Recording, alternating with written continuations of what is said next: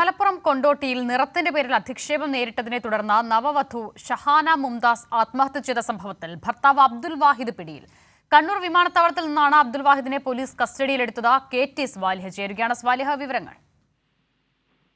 ഇന്ന് ഉച്ചയോടെയാണ് ഇയാൾ കണ്ണൂരിൽ പിടിയിലാവുന്നത്. കണ്ണൂർ എയർപോർട്ടിൽ നിന്ന് കസ്റ്റഡിയിലെടുത്ത അബ്ദുൽ വാഹിദിനെ കൊണ്ടോട്ടി പോലീസിന് കൈമാറിയിട്ടുണ്ട്.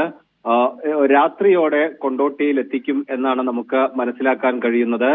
നിറത്തിന്റെ പേരിൽ ഷഹാന അവഹേളിക്കപ്പെട്ടതാണ് ഈ ആത്മഹത്യക്ക് കാരണമെന്ന് ബന്ധുക്കൾ പരാതി നൽകിയിരുന്നു. വനിതാ കമ്മീഷനും സ്വമേധയാ കേസെടുത്തിരുന്നു. കൊണ്ടോട്ടി പോലീസിന് ലഭിച്ച പരാതിയിൽ അന്വേഷണം നടക്കുന്നതിനിടെയാണ് ഇയാൾ പിടിയിലാവുന്നത്. ഇയാൾ വിദേശത്താണ് ഈ സംഭവം നടക്കുമ്പോൾ ഉണ്ടായിരുന്നത്.